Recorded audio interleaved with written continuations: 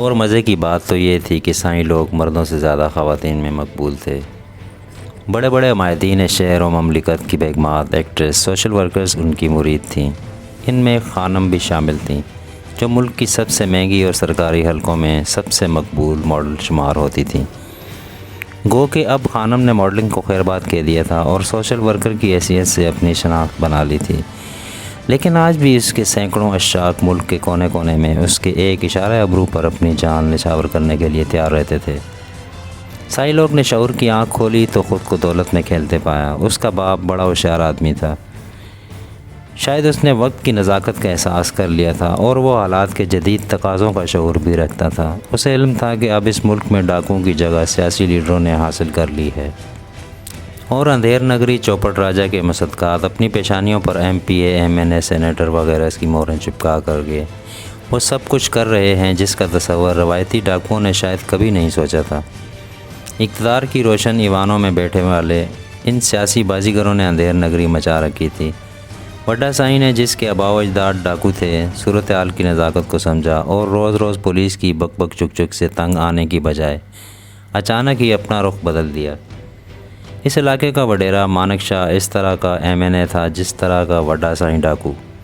فرق صرف یہ تھا کہ مانک شاہ کے آباء و اجداد نے غیر ملکی حکمرانوں کے دور ہی میں ان کے ایوانوں تک اپنی روایتی مکاری اور آرام کاری کے بل بوتے پر رسائی حاصل کر لی تھی، اور ان کے لیے ہر وہ کام کرتے آئے تھے جو موجود دور کے سیاسی دلال اپنے آقاؤں کے لیے بھی نہ کر سکیں۔ مانک شاہ کے بڑے بوڑھے بھی کئی سالوں سے وڈا سائیں کے بڑے بوڑھوں کا تعاون حاصل کرتے آئے تھے، اور مانک شاہ نے بھی اسی روایت کو نبھایا تھا۔ اپنے سیاسی حریفوں کے گوٹ پر حملہ کروانا، اغوا، قتل، ڈکیتی، آبروریزی جیسے تمام ناجائز کام وہ وڈا سائیں ہی سے کروایا کرتا تھا۔ اس روز جب وڈا سائیں نے اچانک ہی اس سے یہ کہا کہ وہ اپنے اثر و رسوخ سے اس کا نام سرکاری فائلوں سے نکلوائے تو ایک لمحے کے لیے چونک کر مانک شاہ نے اس کی طرف دیکھا۔ لیکن کیوں بابا؟ اس نے حیرانگی سے دریافت کیا۔ بس یوں ہی، وڈا سائیں نے لاپرواہی سے جواب دیا۔ ابا تمہیں کسی سے کیا لینا دینا؟ پولیس کی کیا مجال ہے جو تمہارے کوٹ کے نزدیک بھی بھٹکے؟ تمہارا نام پولیس کی فائلوں میں رہے یا نہ رہے، اس سے کیا فرق پڑے گا؟ سائیں وڈا، جب تک ہم زندہ ہیں کسی کی مجال ہے جو تمہاری طرف آنکھ اٹھا کر دیکھے؟ مانک شاہ نے کہا۔ وڈیرا، بات یہ ہے اب میں کوئی اور چولا پہن کر تمہاری سیوا کرنا چاہتا ہوں۔ سائیں لوگ اب شہر کے کالج میں پڑھ رہا ہے۔ میں نہیں چاہتا کہ ساری زندگی پولیس اور اس کے درمیان بھی آنکھ مچولی ہوتی رہے۔ وڈا سائیں نے اپنی دانست میں بڑی مدلل بات کی تھی، لیکن اس نے یہی سمجھا کہ اب وڈا سائیں اس کے برابر بیٹھ کر اس سے بات کرنا چاہتا ہے۔ ساری زندگی تو اس کے بزرگ مانک شاہ کے بزرگوں کے سامنے کمیوں کی سی زندگی گزارتے رہے، اور اب وہ اس کی برابری کرے گا۔ ایک لمحے کے لیے تو اس کا خون ہی کھول اٹھا، لیکن دوسرے ہی لمحے اس نے کمال ضبط کا مظاہرہ کرتے ہوئے شاید زندگی میں پہلی مرتبہ اپنی زبان دانتوں تلے ہی دبا لی۔ وہ اچانک بھڑک کر یا ایک لمحے کے لیے بھی اپنی زبان سے کوئی غلط بات نکال کر ساری زندگی کے لیے وڈا سائیں کا عذاب نہیں پال سکتا تھا۔ سیاست، حرام کاری کے ساتھ ساتھ مکاری بھی اسے نسل در نسل منتقل ہوئی آئی تھی۔ اس نے چند لمحات ہی میں فیصلہ کر لیا تھا کہ فی الوقت وڈا سائیں کی بات مان کر آئندہ موقع ملنے پر اس کا پتہ اس کے کسی دشمن کے ہاتھوں صاف کروا دے گا۔ ٹھیک ہے بابا، جیسے تمہاری مرضی، تم بھی سیاست کا مزہ لے لو۔ بظاہر مانک شاہ نے بڑی مکاری سے اپنے دانتوں کی نمائش کی تھی، لیکن وہ اندازہ نہ کر سکا کہ جو بات اس کے دل و دماغ میں کہیں بہت دور دفن ہے وہ وڈا سائیں کے ذہن میں نقش ہو چکی ہے۔ وڈا سائیں کا اس خاندان سے کوئی چند ماہ و سال کا تعلق نہیں تھا، وہ کئی سالوں سے ان وڈیروں سے منسلک تھا اور ان کی رگ رگ کو سمجھتا تھا۔ اس نے جان لیا تھا کہ مانک شاہ ٹھنڈے پیٹوں اس کی بات ہضم نہیں کر پائے گا، اور موقع ملتے ہی اسے اپنے رستے کا کانٹا نکال باہر کرے گا۔ اس امکان کو ذہن میں رکھتے ہوئے وڈا سائیں نے کمال ہوشیاری سے اپنا ہوم ورک مکمل کرنے کے بعد ہی مانک شاہ کے سر پر یہ بم چلایا تھا۔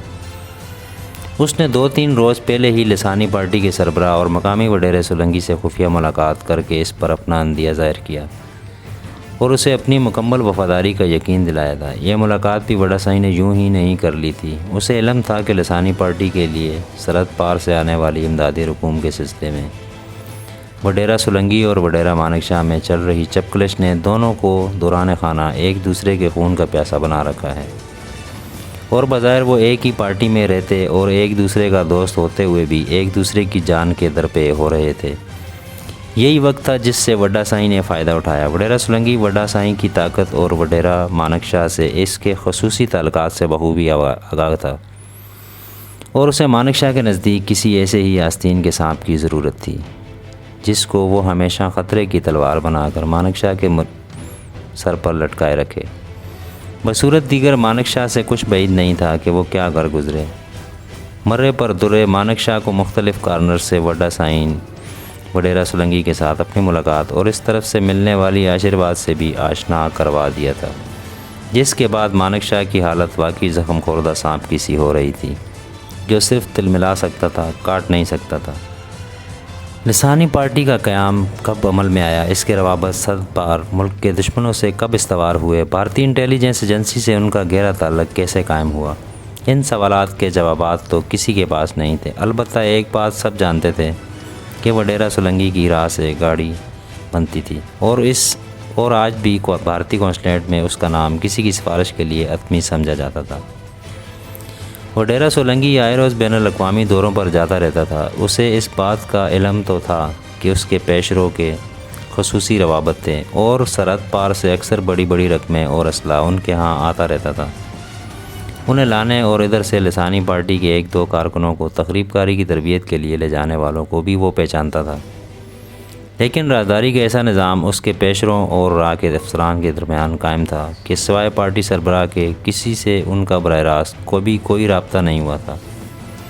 اپنے ایک ہاری کے ہاتھوں جس کی بیٹی کو اغوا کے بعد بے دردی سے مار دیا تھا، اس روز اچانک ہی اور بالکل خلاف توقع بدقسمت بیٹی کے باپ ہاری نے لسانی پارٹی کے سربراہ پر کلاڑی سے حملہ کیا اور اس کے مددگاروں کے پہنچنے سے پہلے ہی اس کی گردن اڑا دی، جس کے فوراً بعد ہی ہاری بھی مارا گیا۔ سربراہ کی موت کے بعد پارٹی کا صدر وڈیرا سولنگی بنایا گیا، جو اپنے پیشرو کے قریب ترین سمجھا جاتا تھا اور جس کے متعلق پارٹی کی اعلیٰ قیادت کو بھی یقین تھا کہ وہ سابق سربراہ کے ساتھ مل کر سرحد پار سے آنے والا مال 50% تو خود ہی ہڑپ کر جاتے تھے اور باقی کا 50% دوسروں تک پہنچتا تھا۔ مانک شاہ کا شمار وڈیرا سولنگی کے مخالف گروپ میں ہوتا تھا، لیکن اس کی جرات نہیں تھی کہ کبھی کھل کر اس کے خلاف کوئی قدم اٹھائے، کیونکہ سرحد پار سے فوراً ہی وارننگ مل گئی تھی جس میں اسے حکم دیا گیا تھا کہ وہ بلا چرونچراں وڈیرا سولنگی کے احکامات کی تعمیل کرے، بصورت دیگر دوسرا راستہ اپنا لے۔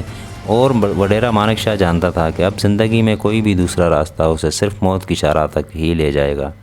اگر اس کا کچھ برم اور روب داب باقی تھا تو اسی پارٹی کے دم قدم سے تھا جس کے ٹکٹ پر وہ اسمبلی کا رکن منتخب ہو چکا تھا۔ وہ اس علاقے کا واحد بلا مقابلہ منتخب ہونے والا رکن تھا، کیونکہ راہ نے اس کے مد مقابل کو الیکشن سے 24 گھنٹے پہلے ہی بم دھماکے سے ہلاک کروا دیا، اس کی کامیابی کی راہ استوار کر دی تھی، جس سے اس کی کامیابی کی راہ صاف ہو گئی۔ الیکشن ملتوی ہو گیا، لیکن جب الیکشن کا اعلان ہوا تو آخری لمحات تک کسی کو اس کے خلاف کاغذات نامزدگی داخل کروانے کی ہمت نہ ہوئی، جس کی وجہ وڈا سائیں کی طرف سے متوقع مخالف امیدواروں کو جاری ہونے والی وارننگ تھی۔ وڈیرا سولنگی کو پارٹی سربراہ منتخب ہونے کے چند روز بعد ہی سرحد پار سے سگنل موصول ہو گیا۔ ایک یورپی ملک میں ہونے والی کانفرنس میں اس کی شرکت کا بندوبست ہو گیا ہے اور وہ تیار ہے۔ یورپی ملک میں ریجنل زبانوں پر ہونے والی اس کانفرنس میں اسے بطور مہمان خصوصی بلایا گیا تھا، لیکن یہ سب تو آئی واش تھا، اس کے پیچھے باقاعدہ ایک پلاننگ تھی۔ راہ کی اعلیٰ قیادت نے اب ہمسایہ ممالک میں اپنے ایجنٹوں سے رابطے کا یہ محفوظ اور فول پروف طریقہ اپنایا تھا، جس کے ذریعے وہ کسی بھی یورپی ملک میں کوئی کانفرنس منعقد کروانے اور وہاں اپنے ان ایجنٹوں کو بلا کر ان سے مذاکرات کرتے تھے۔ تیسرا ملک ہونے کی وجہ سے عموماً اس طرح یہ غدار اپنے ملک کی ایجنسیوں کی نظروں میں نہیں آتے تھے۔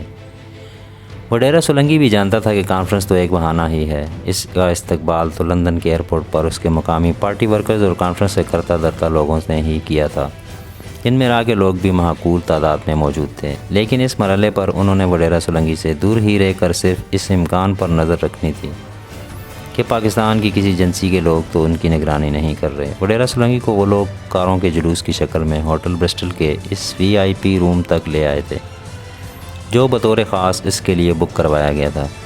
یہ 3 کمروں پر مشتمل ایک مکمل سویٹ تھا۔ شام تک تو کانفرنس کے لوگ وڈیرا سولنگی سے بات چیت کرتے رہے اور رات ڈنر پر اس کی ملاقات مسز للیتا سے کروائی گئی۔ جو مقامی حلقوں کی جانی پہچانی شخصیت اور اس کانفرنس کی کرتا دھرتا تھیں۔ اپنی سوشل سرگرمیوں کی وجہ سے لندن کے اعلیٰ حلقوں میں مسز رشیدہ کو اہم مقام حاصل تھا۔ اس کے پاس خوبصورتی، بے پناہ دولت اور زرخیز دماغ موجود تھا۔ سوائے بھارتی قونصلیٹ میں فرسٹ سیکرٹری کے عہدے پر موجود رام ملانی کے اور کسی کو اس کی اصلیت کا علم نہیں تھا۔